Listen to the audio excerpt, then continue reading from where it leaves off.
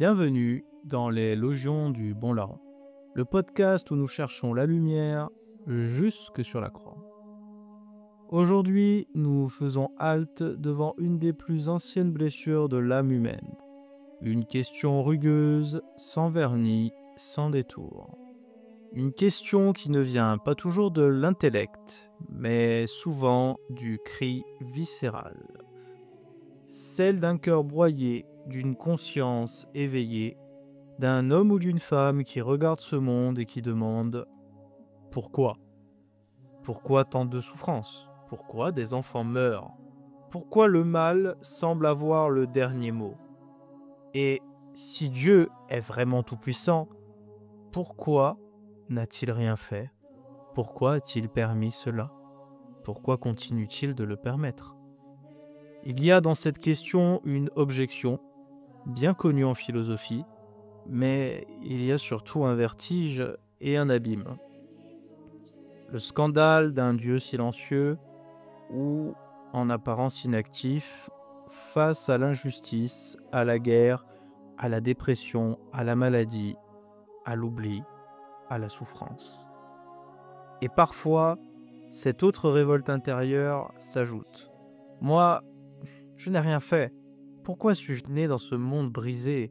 Pourquoi n'ai-je pas eu, moi, le choix d'Adam et Ève dans l'Éden ? Est-ce vraiment juste ? Ce podcast est pour vous, si vous vous posez cette question ou que vous vous les êtes déjà posées.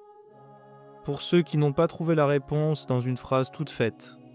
Pour ceux qui cherchent à croire malgré tout, non en fermant les yeux, mais en osant regarder la croix en face. Car peut-être que la toute-puissance de Dieu ne s'exprime pas comme nous l'imaginons. Peut-être que sa réponse n'est pas l'évitement, mais la descente. Et peut-être que l'amour véritable ne contraint pas, ne programme pas, ne force pas, mais se livre. Entrons ensemble dans ce mystère, avec les mots de la foi, avec les blessures de notre temps, et avec cette certitude fragile mais tenace. Il est là, même quand on ne le comprend pas. La première chose à clarifier, c'est ce que nous entendons par toute puissance. Ce mot à lui seul peut faire naître une image déformée de Dieu, une sorte de volonté brute, cosmique, capable de tout faire, même de contredire la logique, même de renverser la cohérence elle-même. Mais la foi catholique affirme autre chose. Elle proclame un Dieu tout-puissant, oui, mais aussi juste, vrai, sage et fidèle à lui-même. Dieu ne peut se renier lui-même. 2 Timothée 2, verset 13. Autrement dit, Dieu peut tout ce qui a un sens. Mais faire un cercle carré ou créer un être libre incapable de refuser, ou faire que le bien soit mal et que le mal soit bien, ce n'est pas une manifestation de puissance. C'est une absurdité. Et Dieu ne fait pas l'absurde, non parce qu'il est incapable, mais parce que cela violerait ce qu'il est, la vérité même. Saint Thomas d'Aquin le dit avec netteté. Ce n'est pas un défaut de la puissance divine si elle ne peut faire ce qui implique contradiction. Ce ne sont pas des choses, mais des non-choses. Somme théologique, livre 1. Et il ajoute ailleurs. Dieu est la vérité en personne. Il ne peut donc ni mentir, ni tromper, ni se contredire. Dire que Dieu ne peut pas faire ce qui est contradictoire, ce n'est donc pas limiter sa puissance, c'est proclamer, au contraire, sa cohérence, sa fidélité à la justice, à la vérité, à l'ordre même qu'il a créé et finalement qui le constitue. Si Dieu pouvait faire que le mal soit bon, que le mensonge devienne vertu ou que l'injustice soit récompense, ce serait plus un Dieu tyran qu'un Dieu d'amour, sans vérité ni loi. Le théologien Anselme de Cantorbéry disait déjà au IXe siècle « Dieu est celui que rien de meilleur ne peut être pensé. Il ne peut donc vouloir l'absurde, car l'absurde est inférieur à la vérité. » Même les miracles que Dieu accomplit, comme ressusciter un mort ou marcher sur les eaux, ne sont jamais des violations de la logique. Ce sont des signes qui suspendent temporairement les lois naturelles, mais sans jamais contredire la raison. C'est ici qu'il faut être clair. Un miracle ne contredit jamais la raison, il la dépasse. Ce n'est pas une absurdité logique, mais une manifestation exceptionnelle de la liberté de Dieu dans l'ordre du monde. Le surnaturel n'est pas anti-rationnel, il est supra-rationnel. Ce n'est pas de la magie ni une négation des lois, mais une suspension ordonnée pour un signe plus grand. Saint Augustin le disait déjà, les miracles sont contraires à l'ordre naturel de la nature, mais non à la raison, dans la cité de Dieu.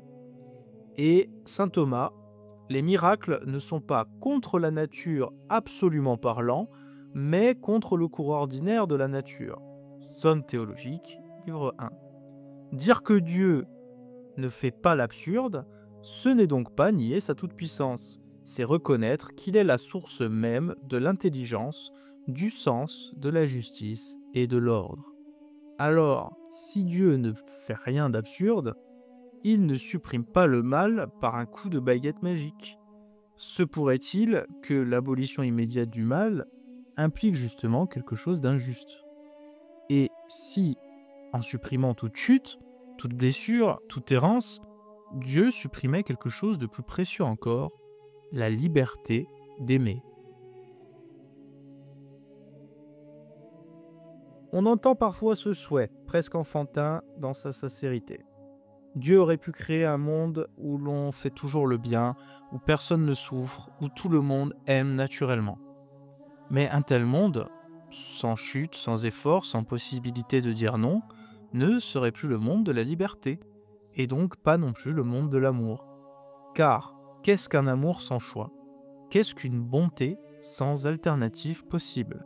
Qu'est-ce qu'un cœur qui ne pourrait pas refuser, hésiter, tomber, se relever? Ce n'est pas un cœur libre, c'est une machine, une programmation. Le catéchisme de l'Église catholique est très clair. Dieu a créé l'homme raisonnable, le dotant de liberté et de responsabilité. La liberté est le pouvoir, enraciné dans la raison et la volonté, d'agir ou de ne pas agir, de faire ceci ou cela. Catéchisme de l'Église catholique, 1731. Et plus loin, 1744, sans la liberté, l'homme ne peut pas se tourner vers le bien moral. La liberté n'est donc pas une option de notre nature. Elle est le noyau spirituel, le sceau de l'image de Dieu en nous. Et Dieu, précisément parce qu'il est bon, n'a pas voulu des serviteurs programmés, mais des enfants capables de répondre à l'amour par l'amour. Or, l'amour, pour être vrai, suppose une possibilité effrayante, celle de ne pas aimer, de rejeter, de trahir, de fuir. Et cette possibilité, c'est le mal. Certains diront, mais Dieu aurait pu nous créer avec une liberté qui ne veut jamais le mal. Mais alors, ce ne serait plus vraiment la liberté. Ce serait une illusion de liberté. Une liberté forcée, préorientée, truquée.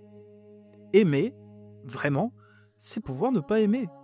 C'est cela qui rend chaque oui humain si précieux, chaque don de soi si grand, chaque conversion si bouleversante.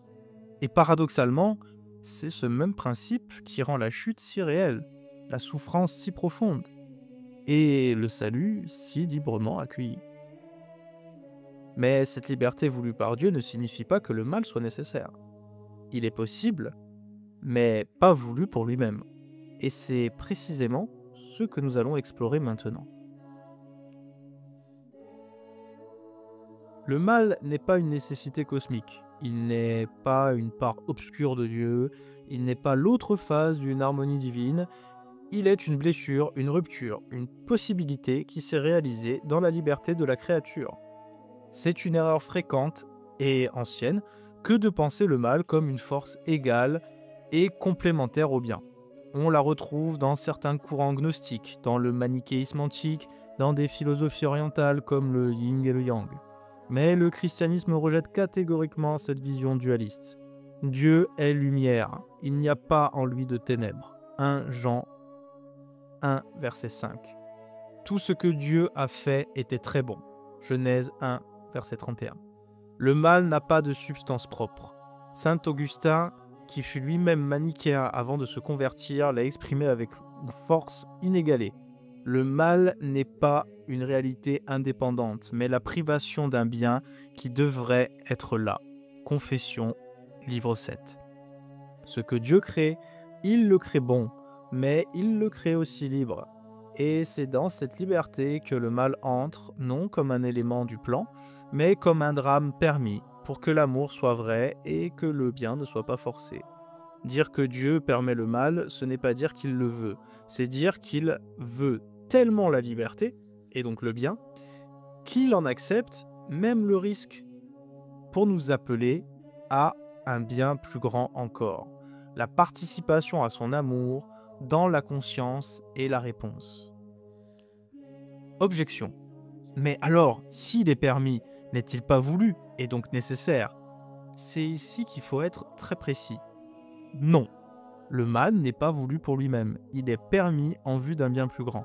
Saint Thomas d'Aquin l'exprime ainsi.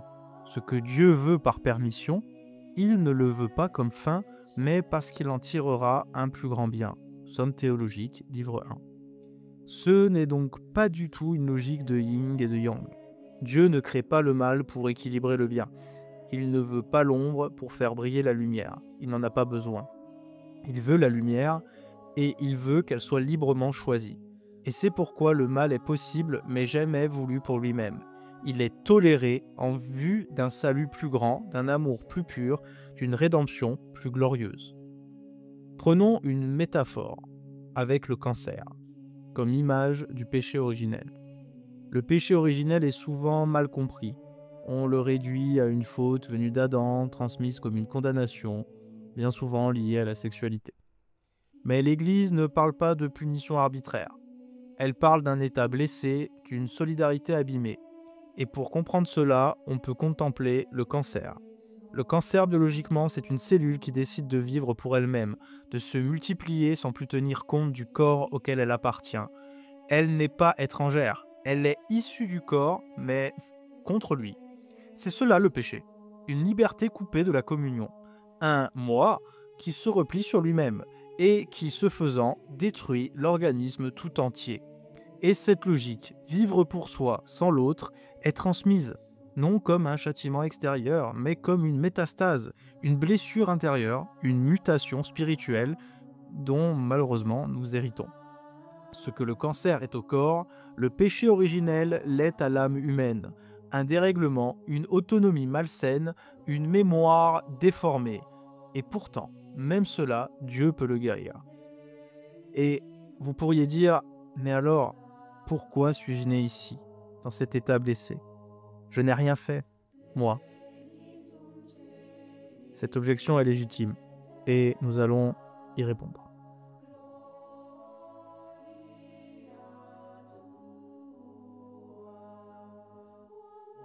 C'est d'ailleurs peut-être l'objection la plus personnelle et la plus sincère, non celle d'un philosophe, mais celle d'un cœur blessé.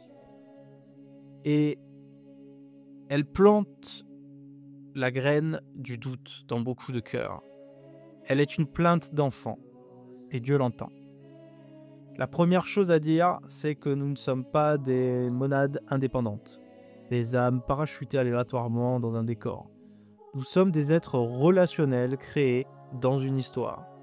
Le Seigneur Dieu forma l'homme de la poussière du sol, Genèse 2, verset 7. Il ne l'a pas créé dans un vide, mais dans une terre, avec un souffle, une lignée. Le christianisme ne nous enseigne pas une vision individualiste du salut. Nous ne sommes pas des électrons libres dans l'univers moral. Nous naissons dans une humanité solidaire et cette solidarité est blessée. Mais cette solidarité est aussi la condition de notre rédemption commune. Saint Paul le dit avec puissance.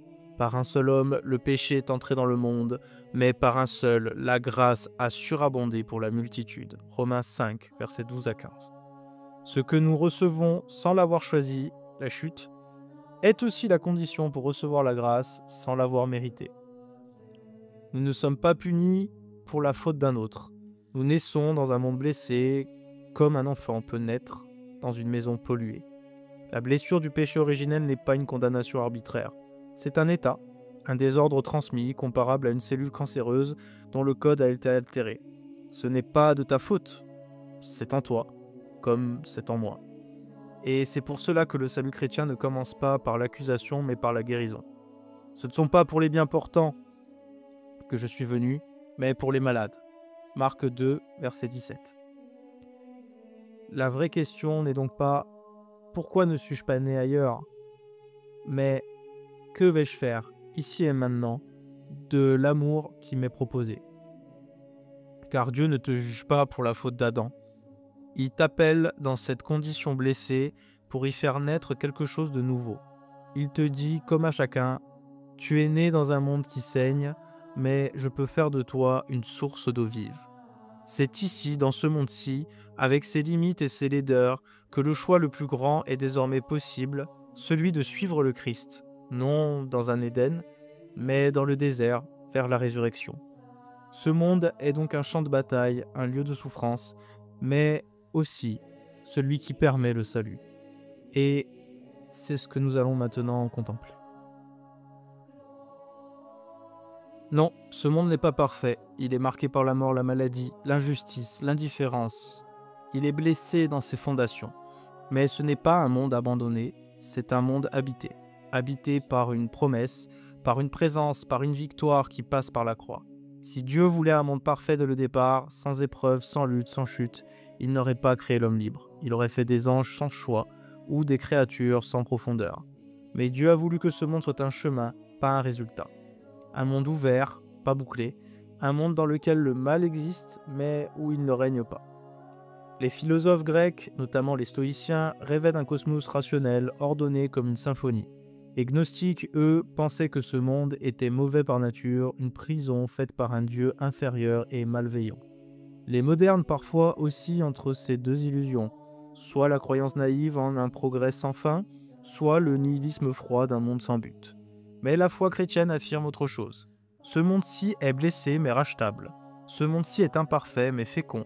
Ce monde-ci est le lieu de l'incarnation, le terrain du salut, le seuil de la gloire. Saint Paul le dit avec une puissance qui bouleverse. Nous savons que tout concourt au bien de ceux qui aiment Dieu. Romains 8, verset 28. Et dans le même chapitre, la création tout entière gémit dans les douleurs de l'enfantement. Romains 8, verset 22. Ce monde n'est pas clos. Il enfante, il souffre, il attend, il prépare quelque chose de plus grand. Et toi, tu es appelé à y prendre place, pas à l'extérieur, pas en surplomb, mais au cœur même de ce réel fragile. Mais alors, si Dieu permet tout cela, sans l'empêcher par la force, ne se pourrait-il pas qu'il ait choisi une autre voie pour vaincre le mal? Non dans l'élimination, mais l'assomption. Car Dieu ne supprime pas magiquement le mal, il descend l'habiter jusqu'au bout. Face au mal, on attend souvent un Dieu qui intervienne, qui coupe, qui anéantisse.